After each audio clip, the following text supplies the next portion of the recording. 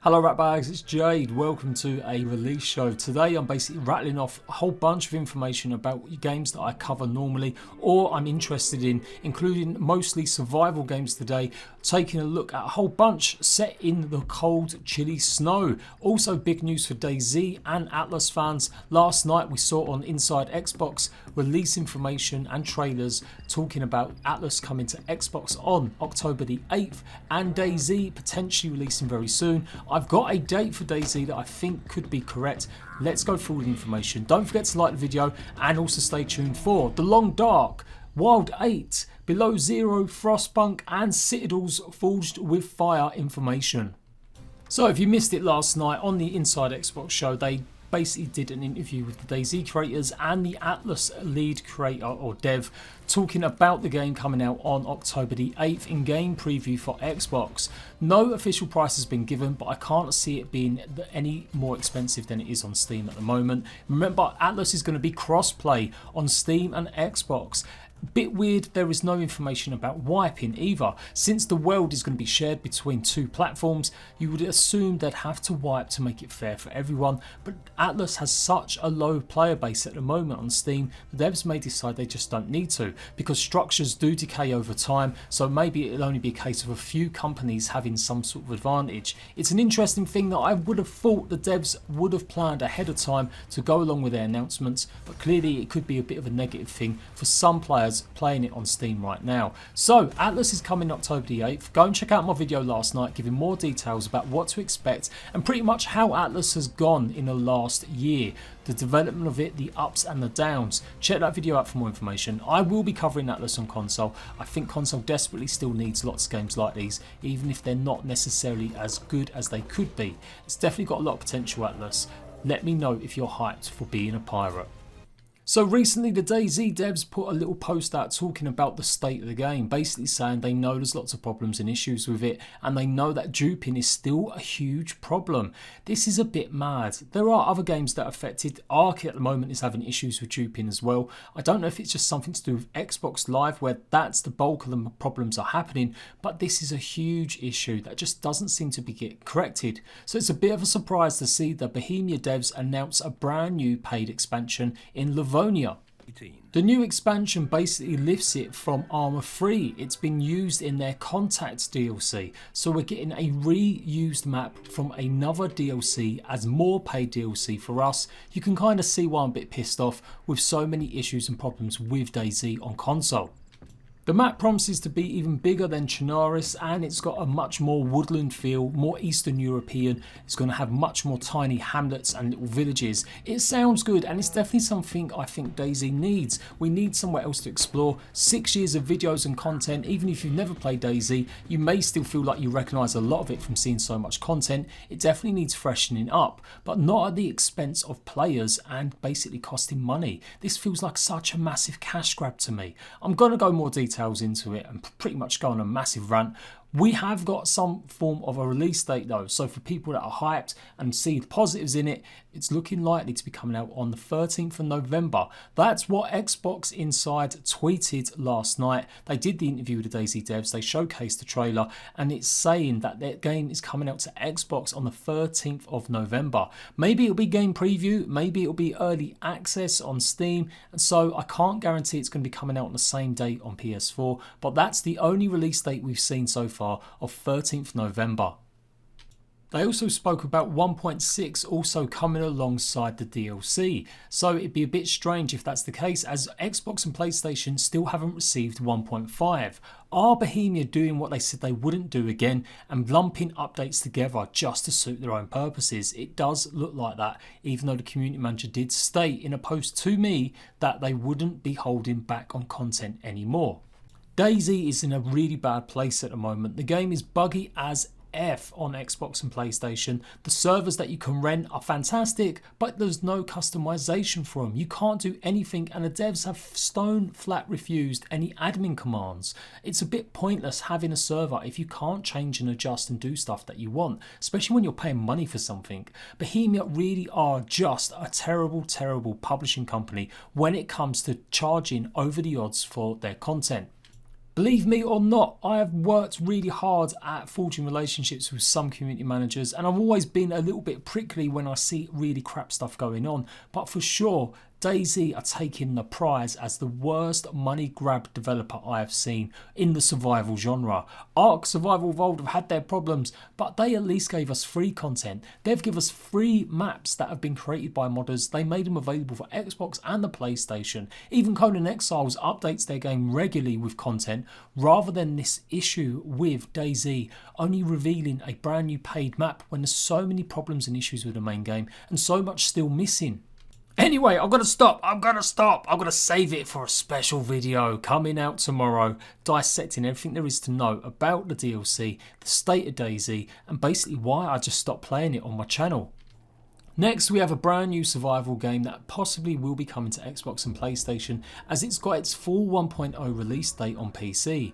On the 3rd of October, you're going to be able to play The Wild 8. Now, this launched pretty well. There was lots of content creators taking a look at this. It's a bit of a different survival game. It's top down and it's an 8-player co-op game. But you know the drill, run around a cold environment, exploring, trying to survive against creatures like wolves and obviously some sort of alien, maybe possible enemy. It was a really good fun co-op game when it launched, but there were problems with it. It seems that the development of the game went into different hands. Maybe the original ones just didn't want to do it anymore, and it's actually passed ownership a couple of times. But its new developers, its new publishers, Hype Train, have said in an interview last year it would be coming to full release in August, and hopefully seen an Xbox or PlayStation full release at some point after. Of course, we're well past August now, but it does look like the Wild 8 is coming to full release on Steam on the 3rd of October. Hopefully that means we're going to see some news about Xbox and PlayStation, as I definitely think this is a good game underneath. It's got really positive review scores on Steam as well. So if you're up for something a bit different but still a survival game, this is definitely one to keep an eye out in the future, especially to play with your friends. I missed out on this last week, but it's definitely something I wanted to cover, and I'm going to be revisiting it soon. Subnautica Below Zero's Iceworm update just adds brand new areas to explore, new enemies to face, and it's shaping up to be something pretty cool. Below Zero is a bit odd. It's a bit like Subnautica. Making content on it is a bit stop-start because they're adding story, adding lots of elements to it as we go, and it's not maybe one of them games that you can just freely run around and do too much with. No news yet whether or not it's come to Xbox or PlayStation this year, but the devs have said they're aiming to release it for sure on consoles, and they're looking to get as close to the PC release as possible. So the Iceworm update is available right now. Go and check it out. I recently highlighted Frostpunk, a RTS city builder survival game coming to console, but have just announced the pricing for physical copy editions of the game with some special editions as well. Just a little info for you there. You can see it's going to be about £30. The game's coming out digitally on October the 11th, and you can buy the physical copy edition a week later. So if you want something a bit different, maybe surviving but also city building, check out Frostpunk. Really enjoyed it when I played it last year on PC. Continuing our voyage through cold and snow is The Long Dark Episode 3 has finally got a release date. It's been 2 years since The Long Dark came out of early access as a full game, with episodes 1 and 2 of its story content, and finally players are now going to get a chance to play the 3rd episode. This one's going to be coming out to Xbox, PlayStation 4 and PC at exactly the same day, and I'm really glad to see they've finally got it done. Crossroads Elegy is coming October the 22nd, 2019. The Long Dark, of course, is free content if you bought the base game. It's not something you're going to have to spend extra money on, as it was promised with its full launch. It has taken such a long time. They redid episodes 1 and 2 after getting a fair amount of criticism, how it just didn't work as well as the open sandbox nature of The Long Dark. They've also announced a time capsule mode for Steam. You're going to be able to go and revisit old updates of the game and play them how they were during its 5-year development. So that's a pretty cool feature for The Long Dark too. I definitely want to jump back into this one. I occasionally play the survival mode and I really enjoy it, but I've never yet actually finished the episodes 1 and 2, so maybe I'll do that before episode 3 comes out so I can show you guys what happens next in the story. If all that cold and snow is a little bit too much for you, we've also got news about Astroneer with their roadmap. They have been doing fantastic work since the game came out in full release, adding more and more content. Their recent one added jetpacks for you to use and explore and just basically have more fun with on planets, and they've got a whole host of new features coming, including creative mode. That's happening in November. By that point, Astroneer will be available on PlayStation for the first time. But before that, I've got two more updates. The Wanderer update and Groundwork update. A whole host of new items and new ways to play Astroneer. So really good stuff from this game, really creative. It looks like they're adding even more for you to do. More survival elements, more creative and sandboxing. So when this comes to PlayStation, I am absolutely going to do a new Let's Play of it. Also, big news yesterday was the announcement that they're having dedicated servers, so you'll be able to rent your own server out by the looks of things, and your friends will be able to join and play on it. I don't know how it's going to work, what company they're using, but that's what they said in the dev stream, so that's really good stuff too. Chance to play Astroneer on November the 15th for PlayStation owners, and I'll keep you guys up to date with the latest updates that are happening with this game.